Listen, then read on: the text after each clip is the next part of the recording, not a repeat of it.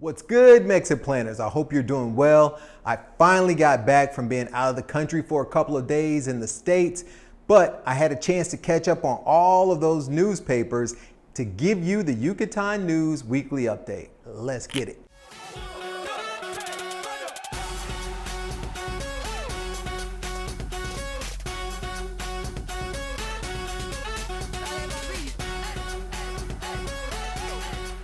All right, we got a lot to catch up on, y'all. There's been so much that's happened in the last week and a half. If you're a returning subscriber, thank you so much for watching this video. If you're new to the channel, know that this is the place for you to get all of your updates and questions answered about moving to Mexico.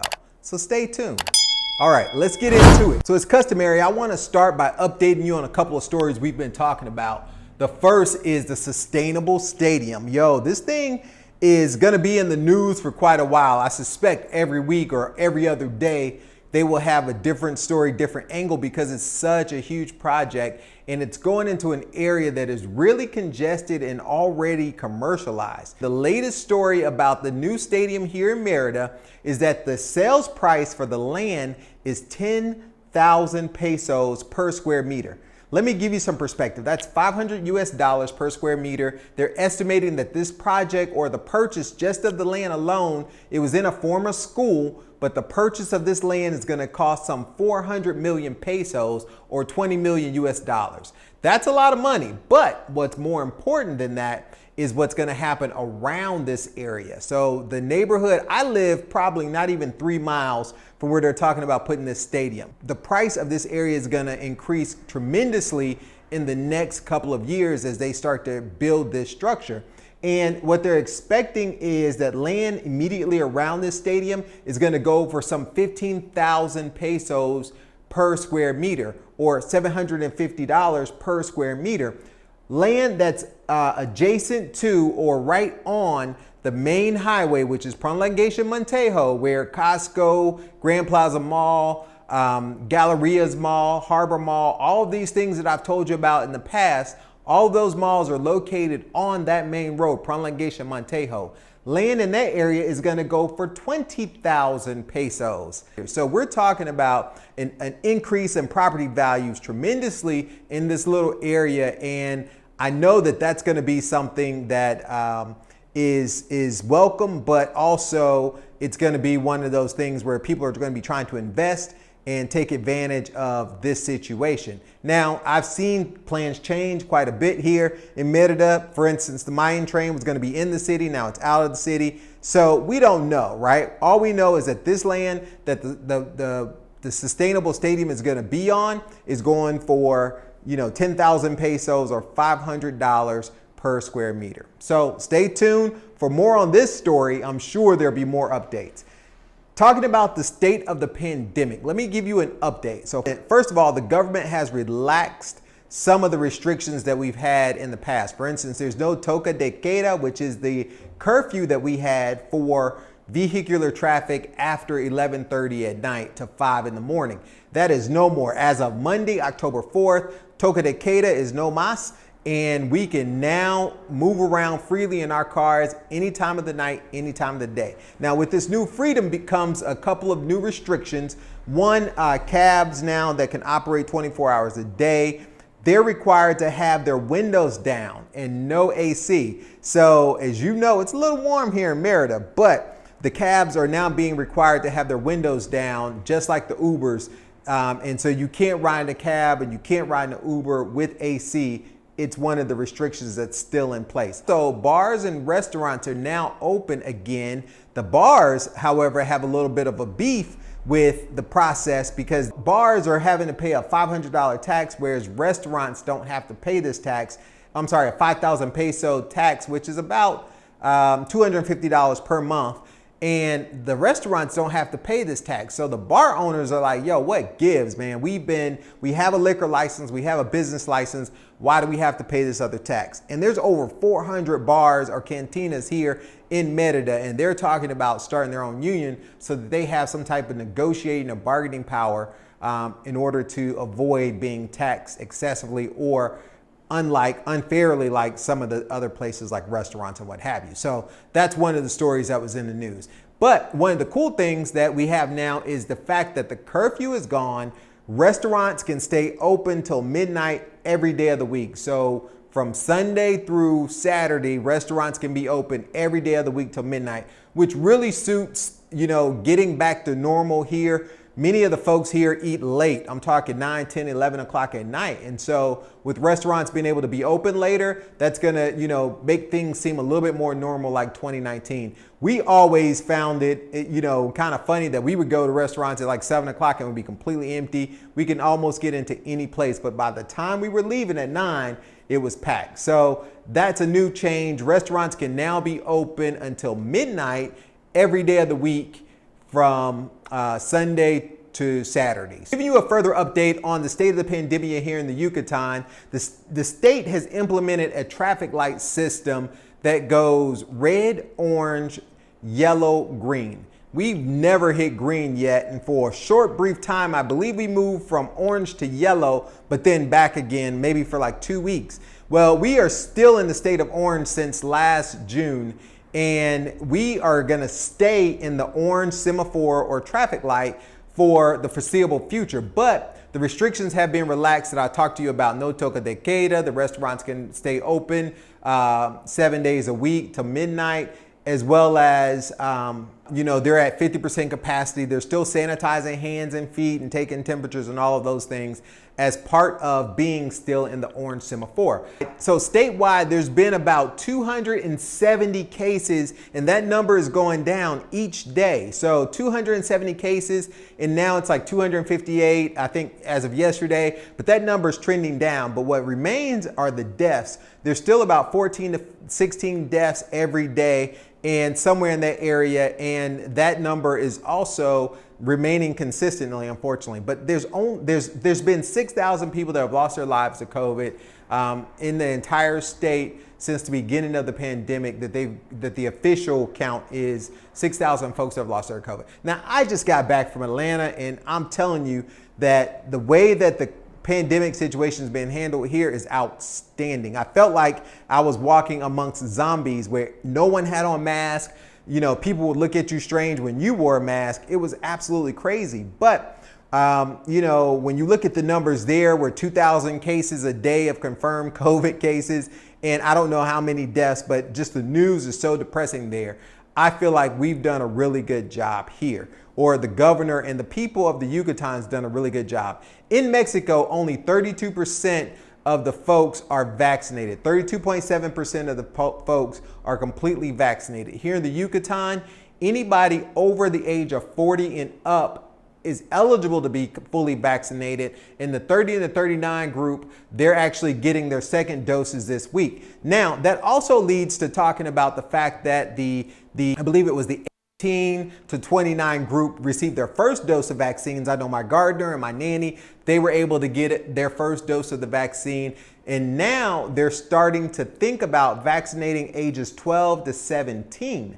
So ages 12 to 17, if you have comorbidities, anything that would make you at a higher risk for contracting COVID, they're allowing those folks to get vaccinated. In fact, a kid this week, a young man of age 16 with his parents' permission, was able to get vaccinated for COVID just this week. So they're starting to roll out slowly. And there was a survey in the newspapers of all the major media outlets that said, should we allow, or do you think that it should be allowed for kids under the age of 17, from that 12 to 17 range, to be able to get the vaccine even if they don't have comorbidities.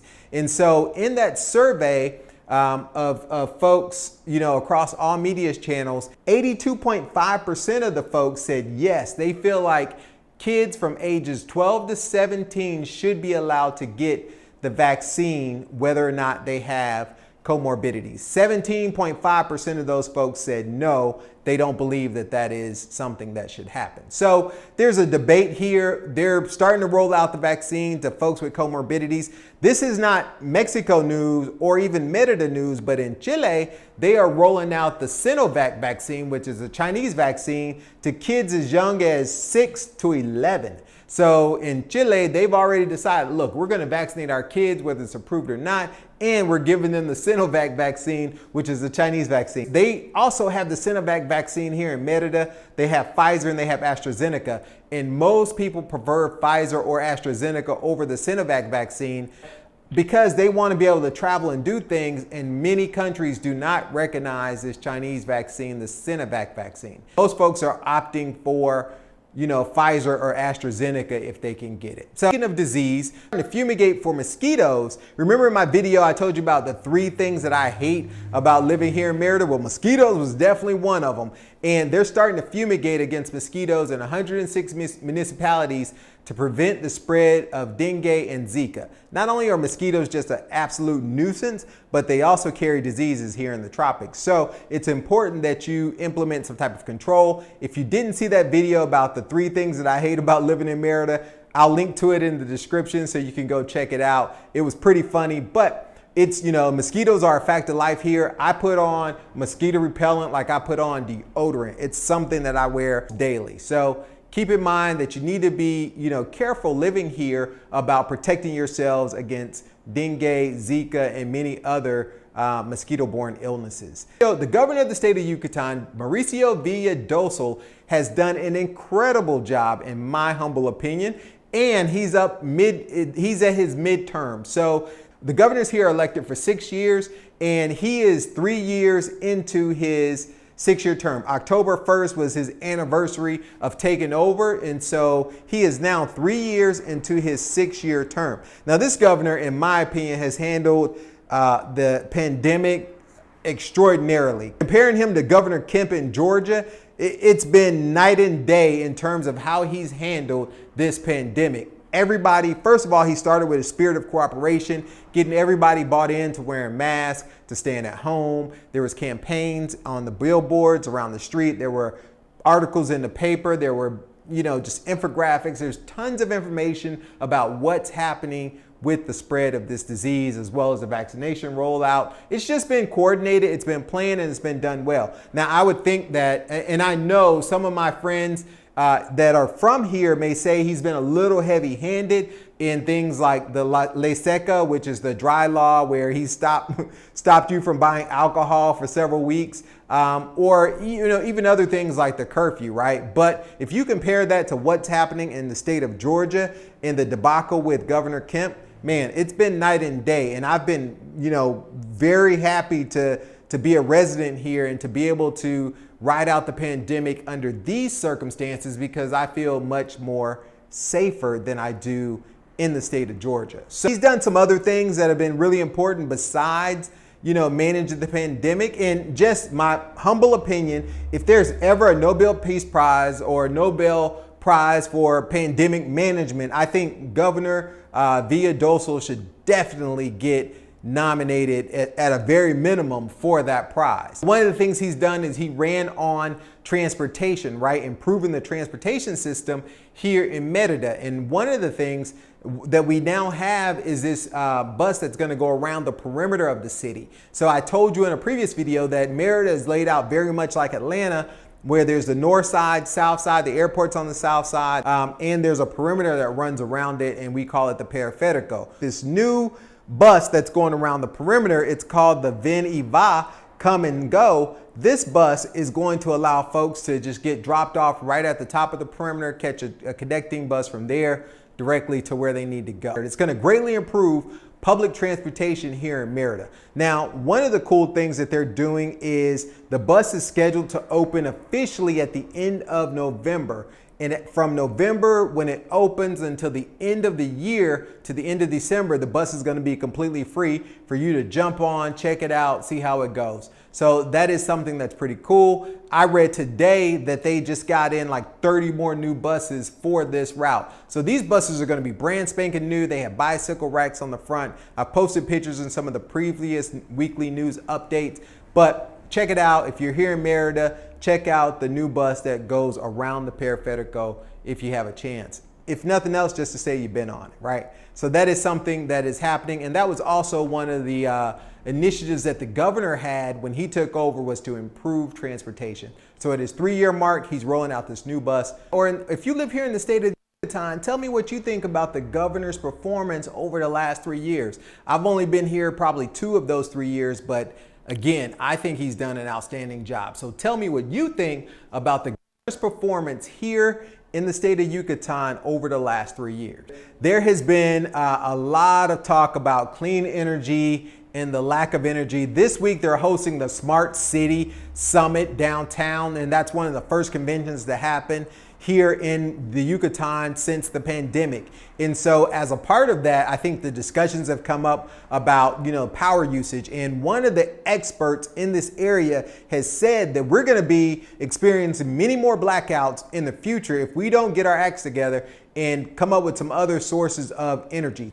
The Yucatan CFE generates about 1,000 megawatts a day, and that's done through thermoelectrics, which is basically the process of converting heat into energy, right? And that's done in a couple of ways. It's done by burning fossil fuels, so coal and things of that nature, to give you energy. Well, they only generate 1,000 megawatts a day. The city right now needs 2,000 megawatts a day. So, in earlier this year, in May and June, I think there were a couple of brownouts and people were without power for some time. They implemented, I believe at one point, a system of, shutting down the power in certain parts of the city. So they say that that's only going to get worse as time goes on if they don't solve the problem of sustainable energy. So right now there's wind projects. If you go from Merida to Progreso, you'll see these big wind turbines. They need to increase that, right? Harness the wind. One of the things we have abundance of is sunshine. They need to increase that, right? Let's harvest the power of sunshine here in the state. And so that is something that they can do. But the discussion about sustainable energy sources has been all up and down the newspaper this week, and it's something that needs to be addressed because we don't have enough energy right now, and it's going to only get worse with the growth and everything else that they're having here in Merida. If you're planning to move to Merida, now is a great time to start thinking about solar panels. I have recently started, I published a video about my electricity consumption and the amount for my bill. And just this week, I had my electrician come out and take a look at my bill to tell me what he thinks about, going to solar panels. And just from this quick discussion we had, it looks like that's something I'm going to need to do. So I'll be talking to many different sources about solar panel installations, what that looks like, how it works, et cetera, et cetera. And I have a video coming out soon about solar panels. So stay tuned for that.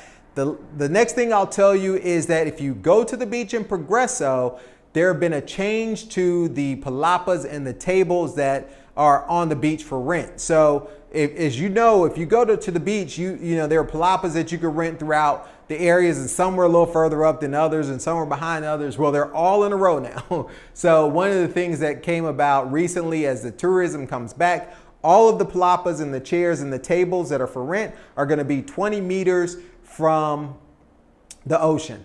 Therefore, you can take in your chairs and put in front of those palapas if you like, but the ones that are in Progreso available for rent are 20 meters in front of the ocean. That is it. I hope you guys enjoyed this update. Until next time, Mexitplans Monty, I am out.